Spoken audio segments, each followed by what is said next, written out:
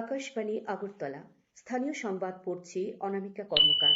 এখনকার বিশেষ খবর হলো, মুখ্যমন্ত্রী অধ্যাপক ডাক্তার মানিক সাহা বলেছেন, রাজ্যকে নেশামুক্ত করার কাজে সফলতা আসছে। প্রধানমন্ত্রী নরেন্দ্র মোদী বলেছেন, 2014 সাল থেকে বিভিন্ন খেলাধুলায় ভারতের দক্ষতা ধারাবাহিকভাবে উন্নত হচ্ছে। সিপাহীজলা জেলায় গত এক সপ্তাহে প্রায় 257 কোটি টাকার গাঁজা গাছ ধ্বংস করা হয়েছে। অনূর্ধ্ব 15 বছরের মেয়েদের জাতীয় ক্রিকেটের আসরে গ্রুপের দ্বিতীয় খেলায়ও ত্রিপুরা জয়লাভ করেছে। भारत का खेल मॉडल एथलीट सेंट्रिक हो गया है। टैलेंट की पहचान, साइंटिफिक ट्रेनिंग, उनके न्यूट्रिशन का ध्यान और पारदर्शी चयन, अब हर स्तर पर खिलाड़ियों के हितों को सर्वोपरि रखा जाता है। साथियों, आज देश रिफॉर्म एक्सप्रेस पर सवार है। देश का हर सेक्टर, हर डेवलपमेंट डेस्टिनेशन इस रिफॉर्म एक्सप्रेस से जुड़ रहा है। ক্রীড়া শাসন আইন এবং খেলো ভারত নীতি 2025-এর মতো ক্রীড়াক্ষেত্রে অনেক পরিবর্তন ও সংস্কার এনেছে। আজ থেকে 11 জানুয়ারি পর্যন্ত অনুষ্ঠিত 8 দিনের এই টুর্নামেন্টে সারা ভারতের বিভিন্ন রাজ্য এবং প্রতিষ্ঠানের প্রতিনিধিত্বকারী 58টি দলের 1000 জনেরও বেশি খেলোয়াড় অংশ নিচ্ছে। এমজিএন রেগাতে বড় ধরনের সংস্কার এনে কেন্দ্রীয় সরকারের নতুন উদ্যোগ ভিবি জিরামজি বা বিকশিত ভারত জিরামজি আইন 2025। যে আইন গ্রামীণ ভারতের উন্নয়নে নতুন দিশা দেখাতে চলেছে। এই নিয়ে একটি প্রতিবেদন। গ্রামীণ ভারতকে আত্মনির্ভর ও শক্তিশালী করার লক্ষ্যে এক ঐতিহাসিক পদক্ষেপ ভিবি জিরামজি আইন 2025। এমজিএন রেগাতে যুগান্তকারী সংস্কার এনে এই আইনে কর্মসংস্থানের আইনগত গ্যারান্টি 100 দিন থেকে বাড়িয়ে 125 দিন করা হয়েছে। আধুনিক ডিজিটাল জনপরিকাঠামো, বায়োমেট্রিক প্রমাণীকরণ, মোবাইল ভিত্তিক নজরদারি ইত্যাদির মাধ্যমে কাজ আরও জোরদার হয়েছে, যার ফলে খুশি গ্রামীণ এলাকার কৃষকরাও। আমি সুমন মালাকার, বাড়ি ঊনকোটি জেলার কৈলাসহরে। গ্রামীণ রোজগারের জন্য নতুন আইন বিবি জি রামজি দেশে লাগু হয়েছে। এই আইনে মানুষের আয় ও রোজগার বাড়বে। বছরে 100 দিনের কাজ থেকে 125 দিনের কাজের গ্যারান্টি দেওয়া হয়েছে। মজুরি দেওয়া হবে সপ্তাহে বা 15 দিনে। না দিলে ক্ষতিপূরণ দেবে সরকার। নতুন আইন চালু করা ভারত সরকার ও প্রধানমন্ত্রীকে ধন্যবাদ জানাই। তাই বলা যায়, এই আইন গ্রামীণ মানুষের কর্মসংস্থান ও আয় সুরক্ষার একটি মাইল ফলক, যার ফলে প্রযুক্তি নির্ভর স্বচ্ছ ব্যবস্থার মাধ্যমে গ্রাম উন্নয়ন আরও গতিশীল ও ফলপ্রসূ হবে। ঊনকোটি জেলার প্রতিনিধি অনুপম ভট্টাচার্যের প্রতিবেদন।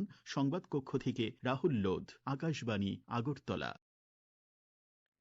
গ্রামোন্নয়ন মন্ত্রী শিবরাজ সিং চৌহান আজ বলেছেন, মনরেগা দুর্নীতির সমার্থক হয়ে উঠেছিল, যেখানে শ্রমিকদের প্রায়শই বসিয়ে রাখা হতো এবং নিয়মিতভাবে শোষণ করা হতো। নতুন দিল্লিতে এক সাংবাদিক সম্মেলনে শ্রী চৌহান কংগ্রেসকে নতুন গৃহীত বিকশিত ভারত গ্যারান্টি ফর রোজগার এবং আজীবিকা মিশন গ্রামীণ জেরামজি আইন সম্পর্কে জনগণকে বিভ্রান্ত করার অভিযোগ করেন। শ্রী চৌহান বলেন, বিশাল বাজেট থাকা সত্ত্বেও এমজিএন রেগা গ্রামগুলোর স্থায়ী সম্পদ তৈরি বা দীর্ঘমেয়াদী উন্নয়নে কোনো ভূমিকা পালন করেনি। পূর্ববর্তী আইনের ত্রুটিগুলো তুলে ধরে মন্ত্রী বলেন, বিকশিত ভারত জিরামজি শ্রমিকদের স্বার্থ রক্ষা করবে। তিনি বলেন, বর্ধিত বেতন এবং বেকারত্ব মজুরি, বিলম্বিত বেতনের সুদ এবং পূর্ববর্তী 100 দিনের থেকে বাড়িয়ে 125 দিনের কর্মসংস্থান গ্যারান্টি রয়েছে। আপনার খবর শুনছেন আকাশবাণী আগরতলা কেন্দ্র থেকে। আকাশবাণীর সংবাদের আপডেট পেতে লগ ইন করুন www.newsonair.com এবং নিউজ অন এআইআর অ্যাপ এবং টুইটার ও ফেসবুক প্ল্যাটফর্মে এআইআর নিউজ অ্যালার্টসে। ইউটিউবে লক্ষ্য করুন নিউজ অন এআইআর অফিসিয়ালে। এছাড়াও আকাশবাণী আগরতলা সংবাদ আপডেট পেতে দেখুন টুইটার বা এক্স হ্যান্ডেলে আকাশবাণী নিউজ আগরতলা, ফেসবুকে এআইআর নিউজ আগরতলা এবং ইউটিউবে আকাশবাণী নিউজ আগরতলা। নেশামুক্ত ত্রিপুরা গড়ার অঙ্গ হিসেবে সিপাহীজলা জেলায় অব্যাহত রয়েছে অবৈধ গাঁজা বাগান ধ্বংস অভিযান।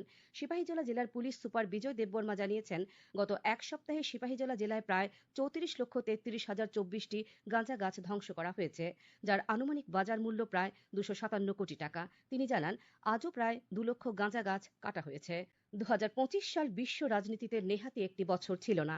বিশ্বমঞ্চে ভারতের উত্থানের একটি যুগান্তকারী অধ্যায়। অর্থনৈতিক অনিশ্চয়তা, ভূ রাজনৈতিক অস্থিরতা এবং ক্ষমতার পরিবর্তনশীল সমীকরণের মাঝে প্রধানমন্ত্রী নরেন্দ্র মোদী আন্তর্জাতিক বিষয়ে এক কেন্দ্রীয় স্থিতিশীলতার প্রতীক হিসেবে আবির্ভূত হন। দেশের সিদ্ধান্তমূলক অর্থনৈতিক নেতৃত্ব থেকে বিদেশে আত্মবিশ্বাসী কূটনীতি, প্রতি ক্ষেত্রে নিজের দক্ষতায় তিনি ধারাবাহিক বিশ্ব মনোযোগ এবং সমীহ আদায় করেছেন। একটি প্রতিবেদন। অবলীলায় বলে দিতে পারে 2025 প্রধানমন্ত্রী নরেন্দ্র মোদী কেবল ভারতের নেতা হিসেবে নন, বরং দক্ষিণ বিশ্ব এবং বৃহত্তর আন্তর্জাতিক ব্যবস্থার ভবিষ্যৎ নির্ধারণকারী এক গুরুত্বপূর্ণ কণ্ঠস্বর হিসেবে গোটা দুনিয়ার আস্থার জায়গায় নিজেকে তুলে নিয়ে গেছেন। 1. ট্রাম্পের শুল্ক নীতির বিরুদ্ধে অবিচল ঢাল হয়ে ওঠা। 2. 8.2% প্রবৃদ্ধির বিস্ময়কর বাস্তবতা। 3. অপারেশন সিন্দুর সন্ত্রাসের বিরুদ্ধে এক নতুন প্রতিরোধী বক্তব্য। 4. অভূতপূর্ব 29তম আন্তর্জাতিক সম্মান। 5. উন্মুক্ত বাণিজ্য সংস্থা বা FTA বিপ্লব, আন্তর্জাতিক বাণিজ্য সক্রিয়তার দ্বার উন্মোচন। 6. সংসদীয় কূটনীতি, দক্ষিণ বিশ্বের বলিষ্ঠ কণ্ঠ হিসেবে প্রতিষ্ঠা লাভ। 7. প্রধানমন্ত্রী মোদীকে নিয়ে বিশ্বব্যাপী প্রশংসা। এবং 8. প্রোটোকল বহির্ভূত ব্যক্তিগত সম্পর্ক, যেখানে বিশ্বের বিভিন্ন দেশের শীর্ষ নেতা এবং বিশিষ্ট মানুষ আন্তরিকতায় ভারতের বর্তমান প্রধানমন্ত্রীকে আত্মিক সম্পর্কের সূত্রে আপন করে নিয়েছেন। সংবাদকক্ষ থেকে সুমন ভট্টাচার্য, আকাশবাণী, আগরতলা।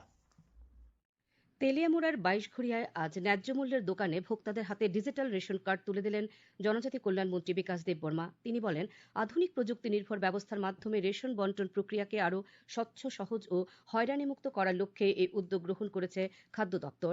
প্রশাসনের পক্ষ থেকে জানানো হয়েছে, আগামী দিনে মহকুমার অন্যান্য এলাকাতেও ধাপে ধাপে ডিজিটাল রেশন কার্ড ব্যবস্থা কার্যকর করা হবে।